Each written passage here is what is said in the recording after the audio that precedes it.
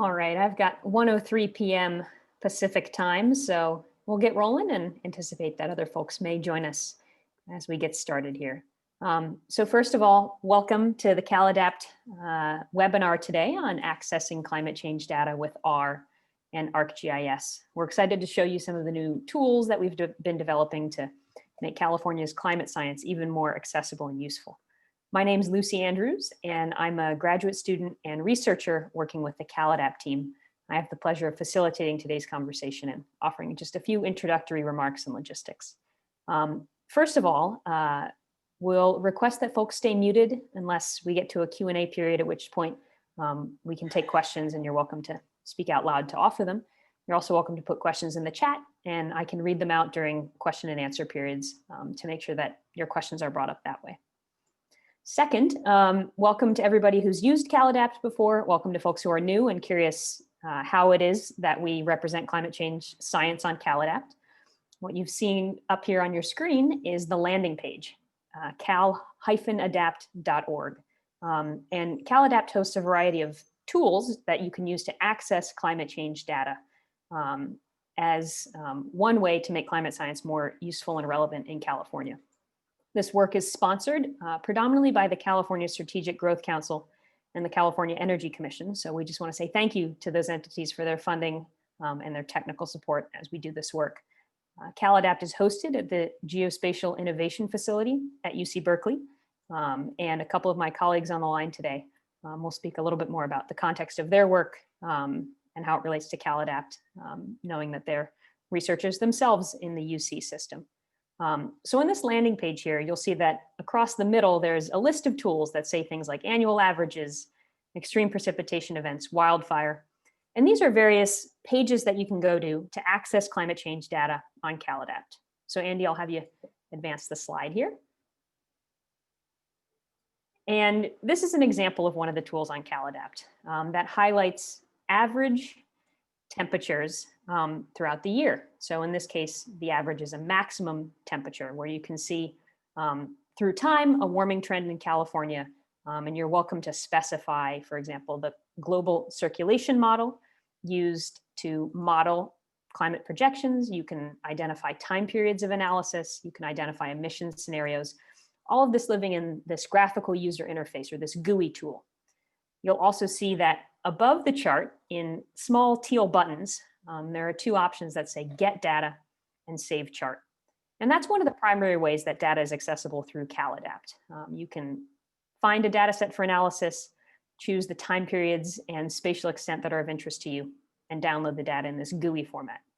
But that's not the only way, and we're continually working to meet the needs of California's climate change adaptation community by making more data accessible through a variety of platforms and tools, which brings us to the subject of our conversation today, which is ways to access data hosted on CalAdapt through the R statistical programming language and through ArcGIS. So with that, I'll turn it over to my colleagues who I'll allow to introduce themselves and we can get rolling.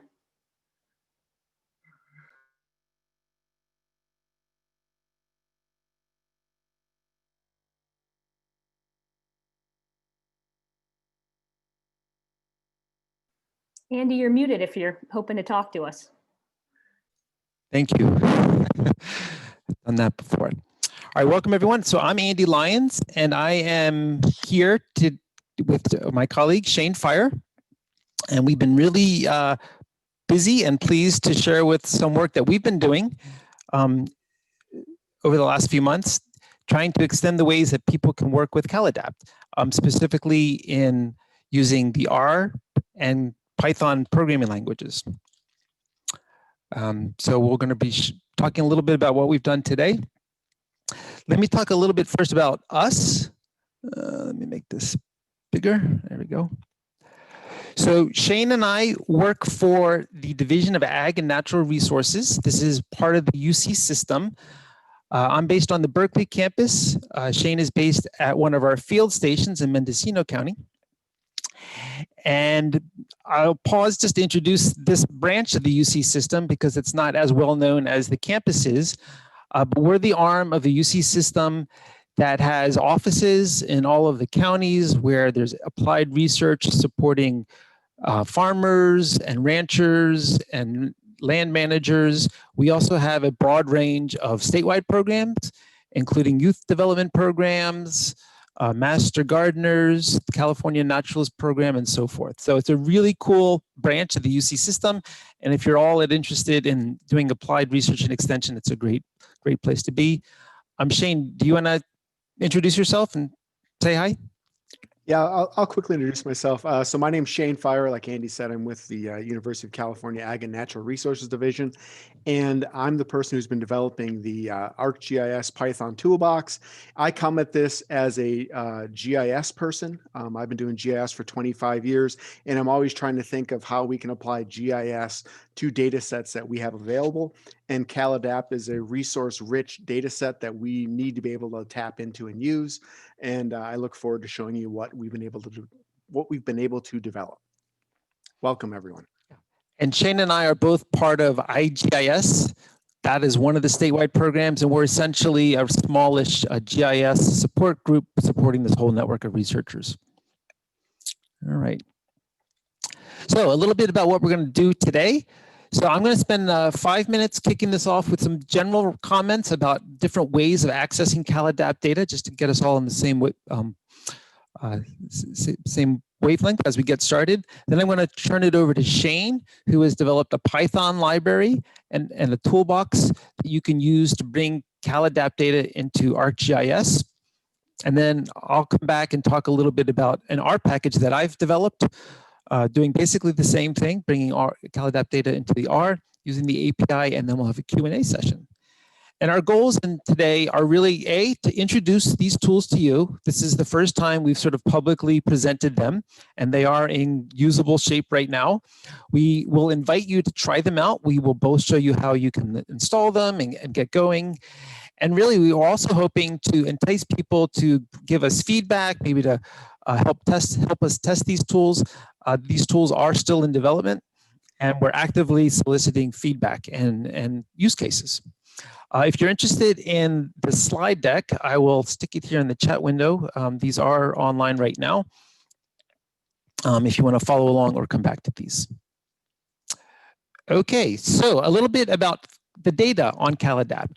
So Lucy already mentioned, many people use the website, and they use the various interactive visualizations that you can customize on the website, and then click one of those little buttons if you want to download the data points behind that chart or that map as a CSV file, for example, and then continue working with it. So all of the data from CalAdapt originates with climate scientists. So California has these climate change assessments. The most recent one was the fourth one. There's lots of climate science research going on there. There's data providers. There's committees of scientists to look at these data and find out which ones, make recommendations about which ones are most appropriate for California's context. The end result of that process are data files, and the CalAdapt team at the Geospatial Innovation Facility at Berkeley host those data files on servers. They have servers on Amazon's network, as well as a local server. And then those servers have various ways, various bridges to get the data out of them. So one very tried and true protocol is called FTP. And if you want the raw source data files, you can use the FTP protocol and download the original data from the server.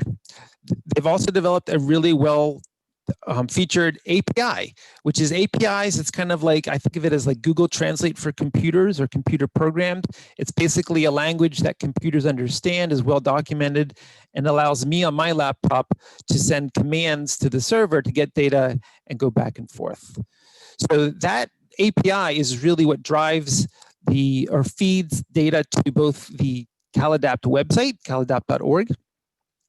And today we're launching two new tools that are kind of like bridges through the API to get CalAdapt data into the R universe. So for example, a lot of people use RStudio. RShiny is a package that you can use to make lightweight decision support tools. And then of course, ArcGIS Pro and Python are major data science platforms for work. Okay, so that's generally where it comes from and how it goes. Now, why might you want to do this? Why, the website has an amazing selection of tools. Well, some reasons people might want to work with CalAdapt data on their own. One is just to do custom visualizations. Maybe that's a map that you need for your planning report. The image here is a voxel. Shane's going to talk a little bit more about a way to visualize 3 dimensions or time series data in 3 dimensions. You may also have other data that you want to include in your analysis. So for example, you might be interested in fusing the projections of climate with census data or biodiversity or habitat niche space, or maybe economic data to help people make long-term investment decisions. So that's a common use case where Python or R or ArcGIS would be a good tool to look at. You might be doing some cutting edge research. This is a graph that we'll look at later that generates hourly temperature from daily min-max. That's an example of where you might be trying to convert climate projections into more actionable measures for decision makers. And you might want to wrap that up and present it to your clientele in sort of tailored decision support tools. Well, we know a lot of people say the CalAdapt data and the website, the tools are very generic and very flexible, but they can also be a bit much. Whereas, you may have a very specific need decision that you want to support. So these are your options for accessing the CalAdapt data. So there's the website, there's the FTP protocol, and then these new tools. If you're looking to get data for the entire state, your options there are going to be through the website, the FTP server, or the Python library that Shane has been developing. If you have a specific area of interest, maybe your county or your park, again, there's the data download tool on the CalAdapt website. That's brilliant. You can upload a shapefile. Likewise, both the tools we're presenting today, we have that plan that you can download rasters for a custom area of interest. There's 10 recommended global chain climate models that have been recommended for California.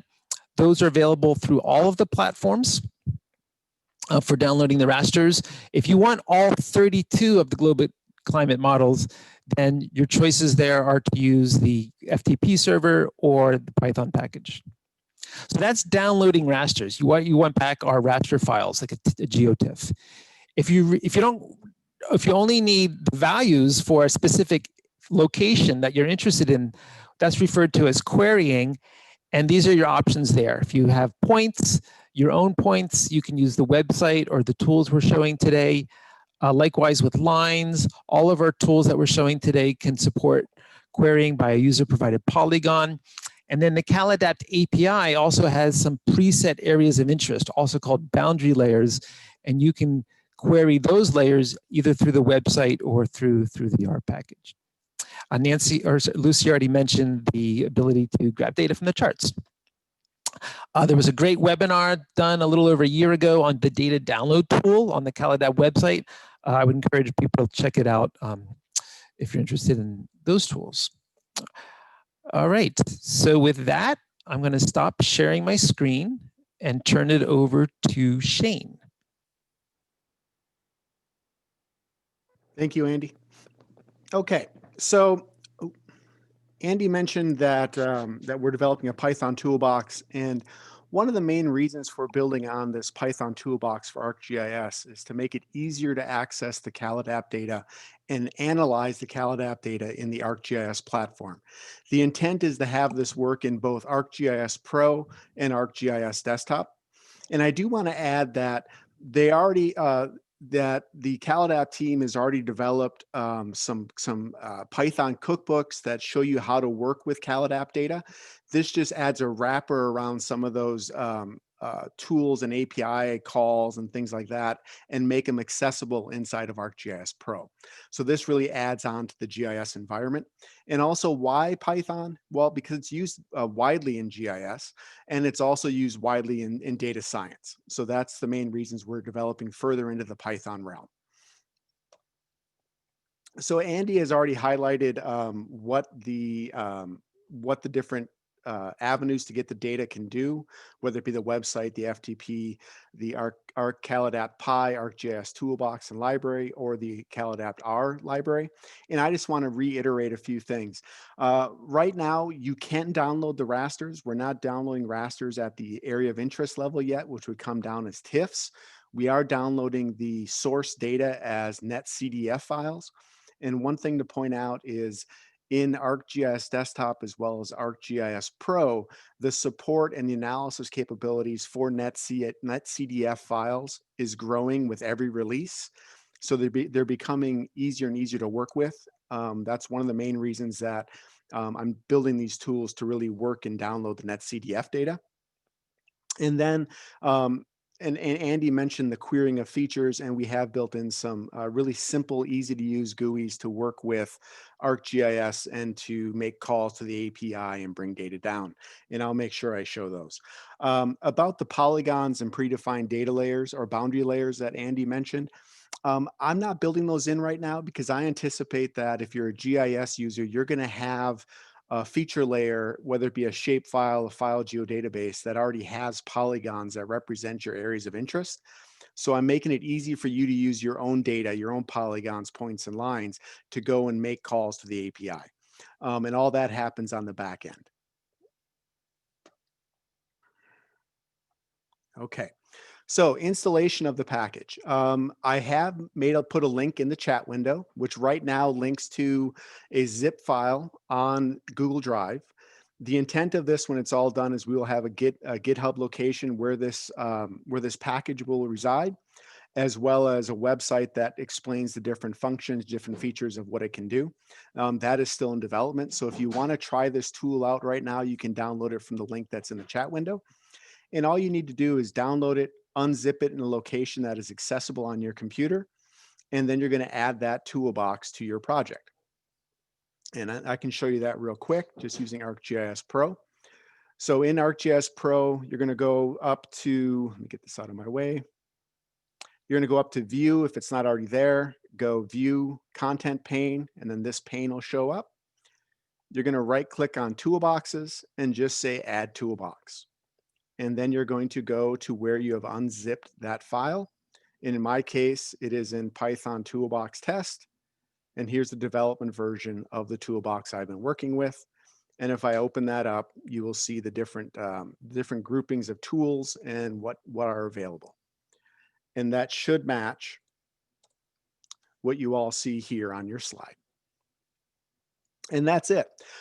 Inside that toolbox, you will see a .pyt, which is a Python toolbox for ArcGIS. And you will also see, and I just noticed I misspelled CalAdapt. There is a CalAdapt lib.py, which is a Python module that has a bunch of different helper applications and helper functions in it that the toolbox depend on. And you can use those functions in a Jupyter notebook and do very similar things inside of a Jupyter notebook, as well as by using the GUI itself. And there's also, just so you know, there's also another module in there called heat units. And that's what I use later in this exercise to look at growing degree days. So what can you do in ArcGIS Pro? Why ArcGIS Pro? Well, first, as a GIS person, I always think of things at a larger scale. I tend not to think about things at a city scale just because of where I work. I even don't think of it as a county scale. I think of things at the statewide scale, at a national scale, so rather large. And GIS is really the way I think and how I think a lot of people work. So I want to build these tools so we can work with the full data sets and analyze them any way we want. So with this tool, you can download the full data set. You can then go in and do all your analyses that you normally do with GIS data. And that could be at the statewide, county, or local scales. You can use your custom areas of interest. Like I mentioned, your city, you could have a watershed you're interested in, or let's say it's a large park or a forest land. You could actually analyze those using your custom areas of interest. But beyond that, Andy and Lucy had mentioned that the CalAdapt website already has some data sets and some analyses done that you can draw from, like I'm trying to think right offhand. Heat anomalies. There's different data sets that have been analyzed that you can get access to, but they may not meet your needs. So using this tool, you can actually perform custom analyses with the same data sets that the CalAdapt team uses for their tools. And I'll show that a little bit later with an example of doing growing degree day calculations for the future scenario going out to 2100. We'll get into that in a second. So let's start right off the bat with how would you query the CalAdapt API? So within ArcGIS Pro in this toolbox, you can actually open it up and you'll see that there is a CalAdapt API group. And in there is get data from the API, and there's chart data from the API. Super basic, 2 things that you can do really easily with the toolbox. And what that allows you to do is you can go in there and you can say, I'm interested in the maximum temperature with the global climate model GFDL CM3, and I want daily data, or I want yearly data, whatever type of data is available. And you can even specify what scenario: historic data, RCP 4.5, RCP 8.5, how you want the data to be analyzed, if you want it to be aggregated, whether it's mean, min, max, whatever, and then where you want it to be stored, in this case, in a file geodatabase. Another thing I want to point out about this tool is you can bring in points, lines, and polygons. You can have it treat the entire envelope of all your features as one feature and bring the data down and save it that way. Or you can go in and say process features individually. If you click that button, another item pops up and it says, what's your field, which is a unique identifier for these data. So let's say you had a polygon, 2 polygons. One was, let's say, East Berkeley, and one is West Berkeley. I don't know if there is such a thing. I don't live in Berkeley, but let's say there is an East and a West. You could specify that field that says East and West, run the analysis, and all your data will then be broken out by East and West Berkeley so that you can further analyze the results from there. And then once you have that data in a file geodatabase, you can easily run this tool and it'll produce a really straightforward line chart that'll show you what's going on in that area, both in this case with historical and then your different RCP levels. So this is all within ArcGIS. It's really easy, and you can easily go in and see your data and get results. So if I wanted to show that real quick, so if I go to ArcGIS, I've got a few layers in here, not going to worry about that right now. But what is of interest is this little point layer. It's got, I believe, a handful of points. If I zoom in on it, this isn't very helpful in terms of doing them individually, but we'll still zoom in on it. And the reason it's not very helpful is it's probably all within the one cell of the CalAdapt data, but they're points. I can go in here and I can say get data from API. The input feature set is points. I could also just draw them on the fly if I wanted to. I could do points, lines, or polygons. I'm going to just process them as one. The variable I'm interested in, it gives you the full list of variables. I'm just going to say maximum air temperature. Here's all the different global climate models. I'm going to choose GFDL CM3. And it knows that there's daily data as well as yearly data. So I'm going to say, give me daily data. And I'm interested in, right now, I'm going to say, let's do historic. I'm going to take the mean. I'm going to run it. It's going to go out, make a call to the API. It may take a few seconds. And then here's your data in a file geodatabase. You've got variable, the GCM, the scenario, what type of data it is, what your stat is, and then your values for each day, as well as the units. So you can tell what the data was, how it was gathered. Once I have that information, I can then go easily and go chart data from API, choose that table, choose my date field, description, which separates them out, and I can then graph the values. It adds the chart to the table of contents. If I open it, there's the daily data for that time period that we just looked at. And I can go in and I can aggregate the data if I so choose. I can say, give me the mean, And right now it's every 6 months, and I can change that in ArcGIS to be every 6 years if I wanted to. And there's your temperature every 6 years. So it's really easy to work with. One limitation of using just the GUI or the toolbox is every time you run that tool, it clears out the data set, which is a really odd quirk. But there's an important way to get around that, and that's where the Jupyter Notebook or a Python notebook comes in. So I'm going to quickly show you how you can work with the API and the toolbox itself within a Jupyter Notebook. So for those of you who are familiar with ArcGIS Pro, you know you can actually open Jupyter Notebooks within it. And so here I have a Jupyter Notebook within ArcGIS Pro. I'm going to open my library. And then I'm going to quickly go out, and this function here actually goes out, reads the API, and brings back any new resources that may have been added since the last time this data set was created. And this comes over with the toolbox. And there's also, you can run a help function to see the different functions that are available in here. But let's say we wanted to go in and add more than one RCP or more than one time period to those data. So I'm going to do GFDL again. I'm going to do daily, but I'm going to do historical, RCP 4.5, and RCP 8.5. So if I come down right here, this is going to create the first, this is going to go in, pull back the first set of data, and it's going to save it to, let me see here, it's going to save it to an in-memory data set. And now I'm going to add it to a file geodatabase table called getAPI2. And once again, this only has the one bit of information in it, the historical data. But if I go in using Python, I can write a loop that's going to go in, it's going to look for the historic data, RCP 4.5, RCP 8.5, and basically run it for each one of those scenarios. And this time it's going to do it, and it's actually going to create a new file geodatabase with all three of those variables in it. And if I go back to my map and run my chart function on getAPI 3, it'll take a second. And I will warn you, if you work with ArcGIS Pro, you notice that, sometimes it takes a while for really simple things, and other times it works really quite fast.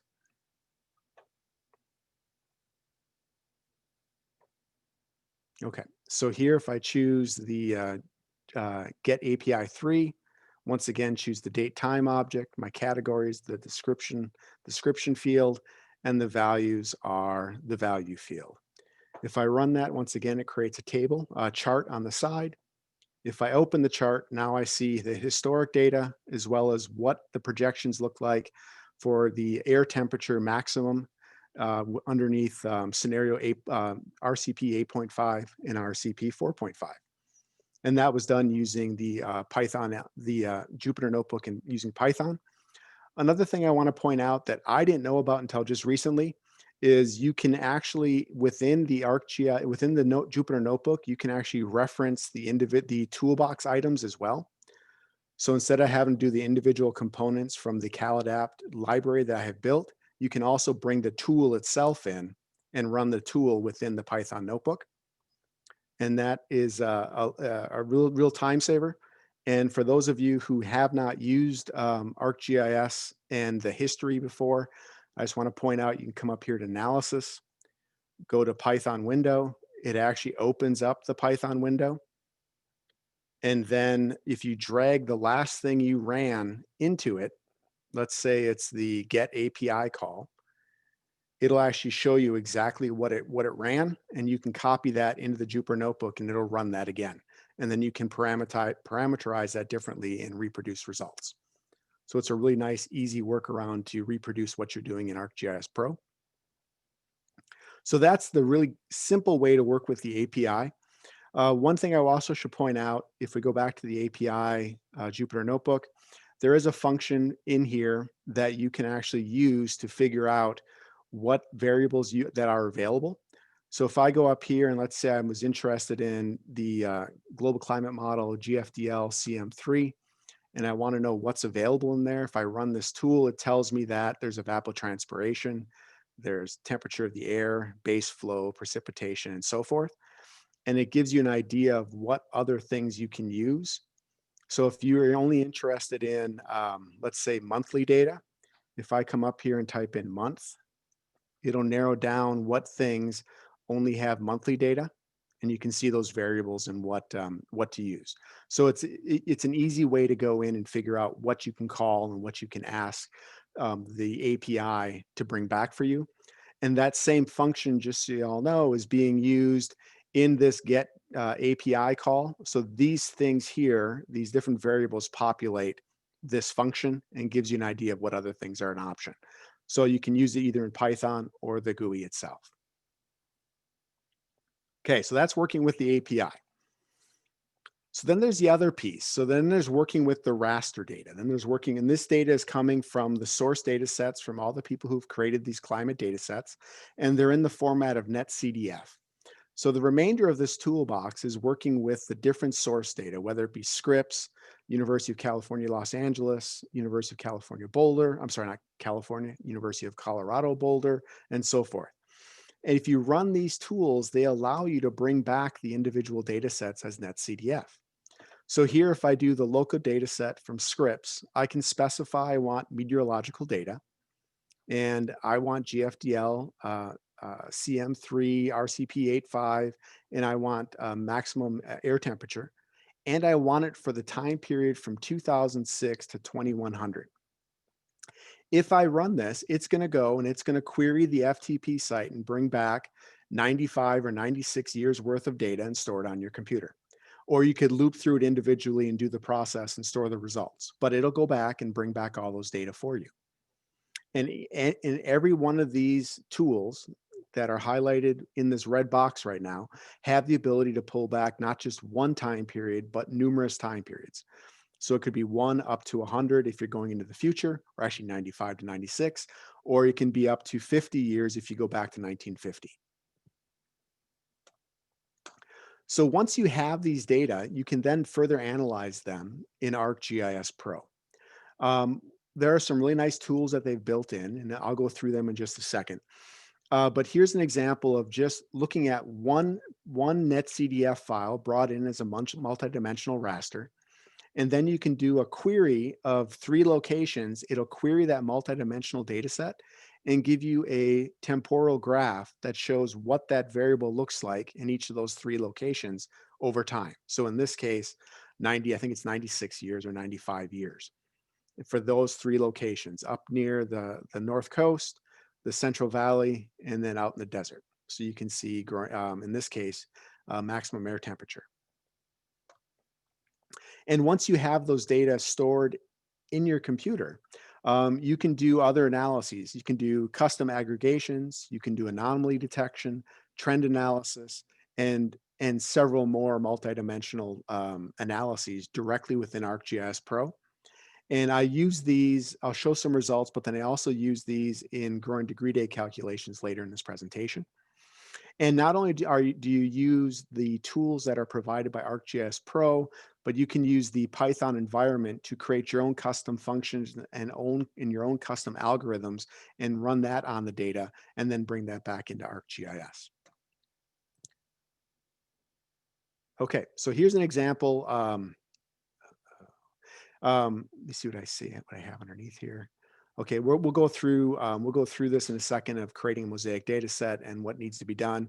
But what you see here on the screen right now is a temporal visualization of temperature going through time and how it's slowly warming up as you get further into the future. And this is something you can easily visualize using ArcGIS Pro.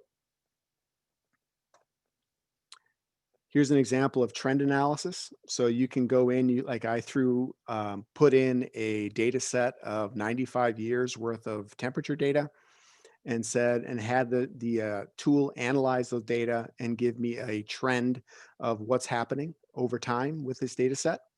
And what you see here is slope, the intercept, root mean square error, p-value, and you can also get R square. And you can do this for any of your multidimensional data sets. And you can also predict into the future. And this is one thing Andy had mentioned, voxels. For people who aren't familiar with what a voxel is, it is a, rasters are basically two-dimensional, they're flat, whereas a voxel is a three-dimensional raster cell. So they're three-dimensional cells.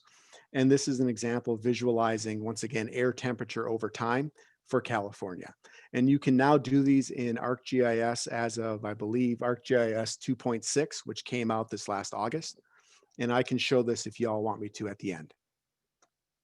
So let's quickly show a demo of what we can do here. And the important thing about ArcGIS Pro and working with multidimensional data is, first off, you can look at one part of data, one file of data.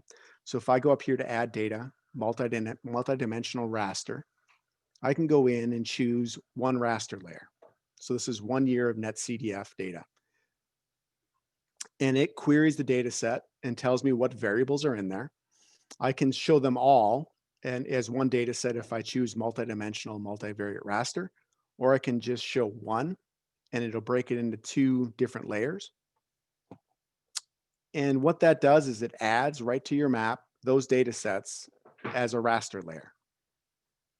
And something for everyone to know, if you're working with multidimensional raster layer, this appearance is not what you expect to see for air temperature. You can go to appearance and you can do a dynamic range adjustment, and you select that and it should, interesting. That doesn't seem to be working. Of course, that's what happens. If I go to the 5 year, this is what it should look like when you add the multidimensional raster. Once you have the multidimensional raster, I'll use the one that's working properly. If you go here to chart and you do a temporal profile, I can go in here. It's going to use the data set here. I choose the point on the left, choose on the map where I'm interested in. It queries the data set and gives you the result back. Really easy, straightforward to use. And then you can further aggregate your data using these different sliders on the left. So this is working with one piece of data. But as I mentioned earlier, I can use that tool and I can bring back 100 years worth of data. So there's a couple ways to deal with this. If you want to stay within the ArcGIS environment, what you can do is create a raster data set, mosaic data set by going into a file geodatabase and you say new mosaic data set. And once you do that, you end up with your mosaic data set. And then you can go and add rasters. And the caveat is when you go to add your raster, you're going to change your raster type to NetCDF data. And then you add all your files into this list and you hit run. And it'll go through and make pointers to all those NetCDF data. And then it'll treat all those 100 files as one file for all your analyses. And then you can do your aggregate analysis, your trend analysis, and all those things directly on that merged NetCDF file. And once you have that merged file, you can come up here to multidimensional in your raster layer. And then you have all these other tools that you can use to start looking at your data. If you want to have custom aggregations by weekly, daily, monthly, quarterly, or yearly, you can use that with your aggregate tool. And you can see here you have different options. If you use keywords, you have all these different ways to aggregate your data. You can also specify custom ranges and different time periods just by choosing these different values. So it's actually quite handy. So if you use these tools, you can get all your data analyzed in ArcGIS. And now let's show real quick an example of doing an analysis in ArcGIS. And I don't know how much time I'll have to show it, actually how to do it, but I can at least show you the results of it. So let me get into that. So here's an example of doing a custom analysis that you can't do with CalAdapt right now. So this is looking at growing degree days. So this is a measure of heat accumulation that horticulturists and gardeners use to estimate when flowers may blossom or when different insects may erupt and cause problems in the landscape, whether it be for crops or flowers and other wildlife. So what that tool needs is a minimum and maximum temperature, daily temperature. So you can use these tools that I just showed you to download the future historical data, not historical, future data, and bring down the netcdf files of min and max temperature. And then you can use a custom function and you can actually calculate growing degree days. So I've used a custom function that I created and used an add-on called xarray to go in and actually calculate growing degree days per day. And then using, once again, and with, I should mention, with a base threshold of 50 degrees Fahrenheit. And then using xarray once more, I then was able to calculate the cumulative number of growing degree days for a given year. And in this case, the time period is the water year for California. So October 1st through September 30th.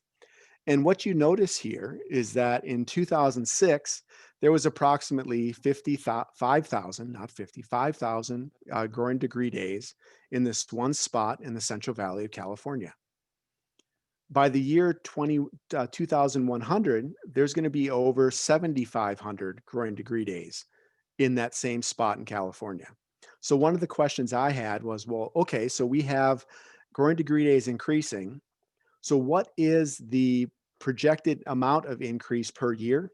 So what is the trend that we're seeing in these data? So I went in using ArcGIS and aggregated the data to maximum yearly values of growing degree days. And that's what you see here for that location.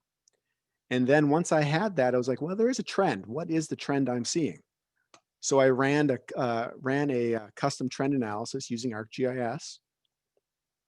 And what I found was there's a slope of 0.086 with an intercept at 1,535 with a root mean square area of 382.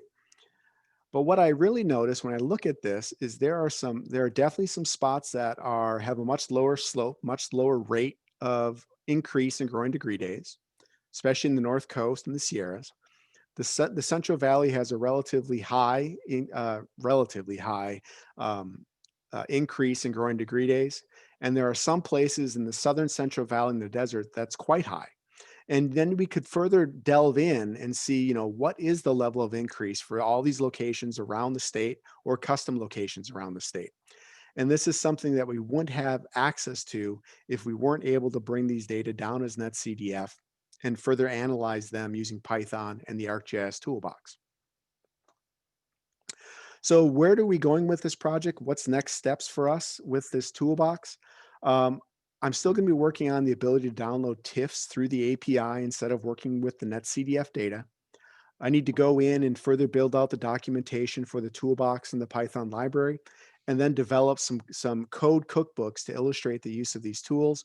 And I'll include the code for actually calculating growing degree days, which is really important because it highlights how to build custom functions and then to broadcast them over the netcdf data. And then I'm working on building out a CalAdapt Pi website. So if you want to get involved, please go, and I'll put this link in the chat window. If you want to get involved in helping with this project, or at least test it and find any issues, please go here, and we'll be in touch and we can work with you and try to figure out how to make this tool better. With that said, Andy, do you want to take over? Sure, thanks, Shane. Thank you. There's one question in the chat window, which looks like a quick one. Yeah. Will the tools work as is in ArcGIS for desktop? So the older ArcGIS. The last time I tested it, yes, it did. They worked in both. And and I forgot to mention it, they also work in Model Builder. So the one reason that database refreshes itself every time you run is because that one piece of code in Model Builder has to have an output, and it rewrites that output every time because of the way it's built. But it works in Model Builder. To my knowledge, it works in ArcGIS, both Pro and desktop. Awesome, thanks. Mm-hmm. Okay, moving on. So thank you for that demo. I think the moral of the story, even if people didn't follow like everything Shane demonstrated, is that there's so much phenomenal power under the hood with ArcGIS Pro and Python that once you can get the CalAdapt data in there, then there's a whole lot of things you can do with it. And that's really a common thread with the R package that I've developed as well. So I will do a kind of cursory high-level overview of the R package because we do want to wind down as planned around 2-ish. But I will talk a little bit about some of the features and kind of a high-level overview. And let me announce right now that there's going to be a full workshop on this package on December 11th. So, and between now and then, if people want to communicate with me like Shane, I'm also interested in getting more use cases. So I am going to show some code. I'll probably gloss through it here because I know not everybody has had great experiences with coding platforms. But I'll let you know when that's coming up, and I will also do a high-level overview. So let me talk a little bit about R real quickly. Most people have heard of R by this point. It's one of the newer programming platforms for statistics. It came out around the early 2000s, but it's super powerful right now, very, very popular with data scientists. And a big reason for that is because of its ability to for packages. So packages are like extensions or add-ons. There's tens of thousands of these. They've done a really nice job providing guidelines for people like myself. I'm not a professional programmer, to put together our work in packages. And scientists are doing this all over the place. And it's really expanded the ability of the platform. RStudio is a great way to get going with R. It's very, very popular. It manages all the windows. It has lots of bells and whistles and integration. It's a great way to start. It helps you just sort of take care of some of the basic management. So let me talk about the R package. And it's similar to the Python library. Its main function is to help you get CalAdapt data into the R environment, and then you can go crazy with it, right? So this is an example of an API client package. That's what we would call this. And really, its role is to do two things. With using the functions from this package, you can construct an API request, which is like an order form, and then you can fetch data from the server, from the CalAdapt server through that API, and then it's ready to work with. Almost always it's going to come down as a data frame, and then you almost, quite often you'll probably have to like filter that, maybe do some sorting, maybe join that with another table and so forth. That's what I call data munging or data wrangling. The R package doesn't provide tools to do that, but it doesn't need to, because there's a phenomenal set of packages which excel at that. dplyr, tidyr, and the simple feature is for spatial data, right? So the package will help you get data into R, so then you can start to play with it. It is something for people who have worked with R before, so this would not be the first, it's not an on-ramp to learning how to use R. It is fairly modern. I'm building it with all the pipe-friendly functions. If you're an R person, some of this will be familiar. If not, don't worry about it. But we're using, standard data classes from very popular data science packages. The units come down, they're encoded, and so on. So currently, you can query climate query values from raster series on CalAdapt using the preset areas of interest or your own points, lines, and polygons.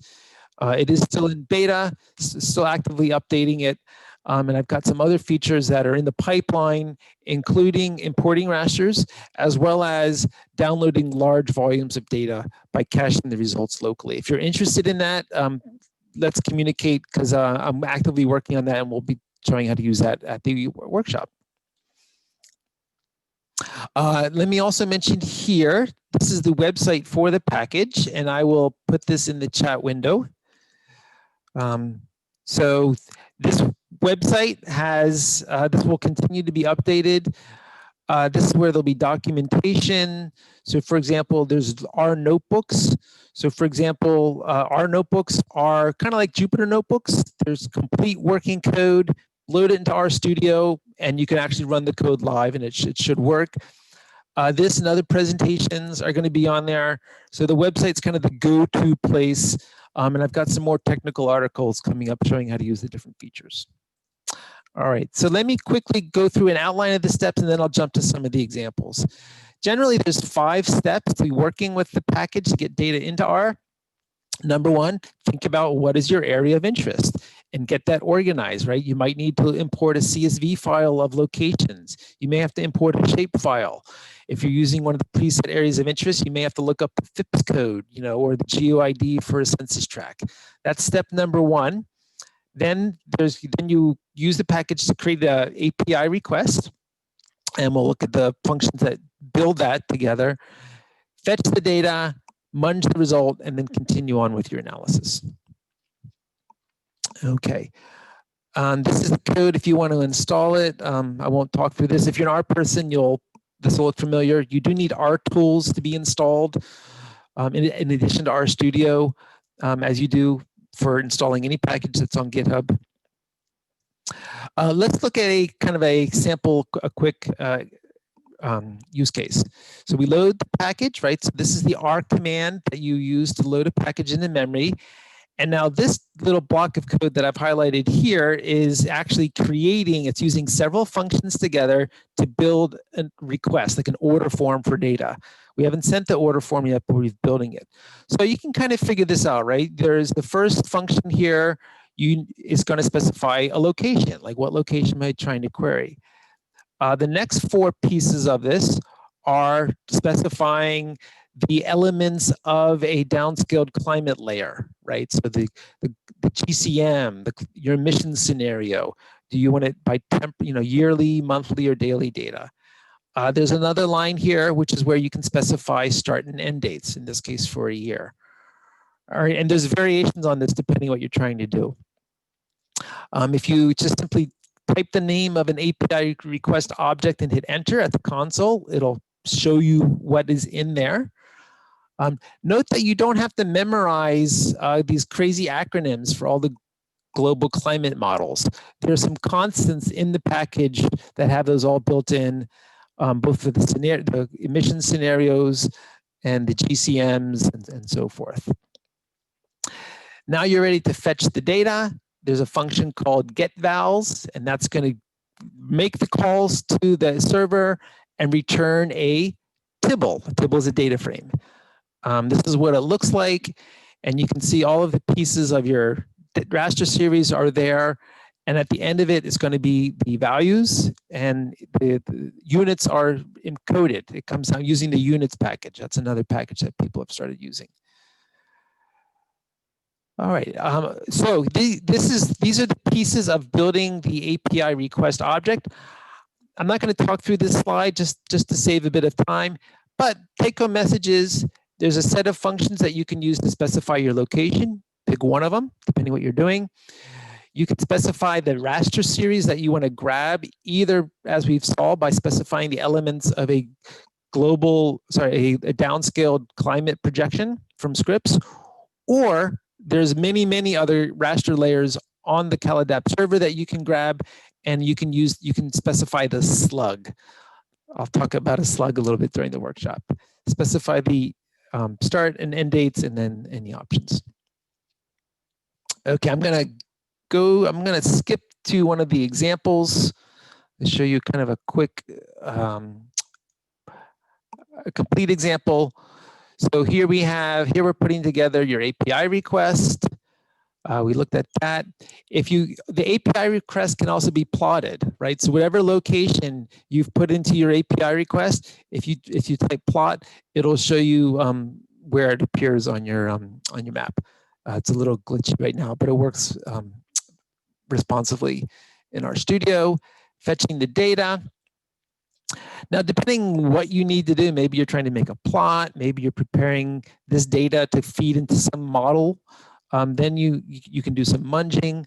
What we're doing here is simply changing the units to the degrees, and then you can use those phenomenal plotting packages like ggplot2, which are very popular to make all kinds of plots.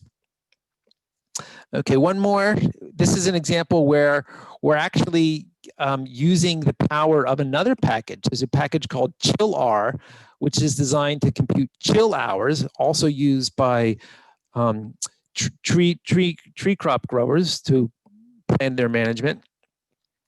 And I won't go through every detail here, but it's basically the same workflow. Grab some data, fetch it, and then prepare the results using these various other packages like dplyr and tidyr. And then the end result of that is modeled hourly temperature data. All right, so I mentioned this before, if you're planning, if you have a need to grab like lots and lots of data, talk to me. We've got some stuff in the pipeline that will help you do that. And I have a workshop planned for December. The website has documentations and more notebooks and stuff. And both Shane and I were trying to be in touch and generate like a little network of people who want to learn how to use these packages and can give us case studies, because we're not climate scientists. So if you can give us the case study, we can prepare something to help you for your needs. So I'm going to pause there and open it up for questions. Point, you're welcome to drop questions in the chat. You can unmute yourself and offer a question out loud. If you'd like to raise your hand, there are many different ways, so pick your favorite.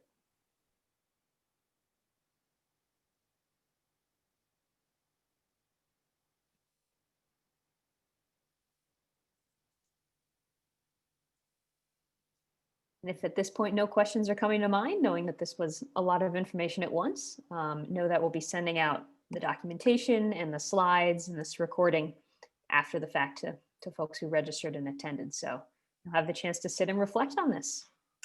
In closing, I would like to invite folks again to serve as beta testers if you'd like both an environment to get more familiar with these tools, but also provide some feedback. There's a link in the chat, tinyurl.com/caladapt-beta. And we also encourage you to send feedback via email. You're welcome to reach me, Lucy Andrews at berkeley.edu, which is the email address from which you got this Zoom link. Otherwise, Shane and Andy, perhaps you can put your contact information in chat too. Mm-hmm. So with that, thank you everybody for coming today and sitting with us for an hour to talk about accessing climate change data through ArcGIS and R. We look forward to staying in touch about this. And if you do use these tools, please let us know. It would both make our day and help us to develop more specifically to serve your needs. So with that, enjoy the rest of your Thursday afternoon, wherever it is you may be. Thanks all.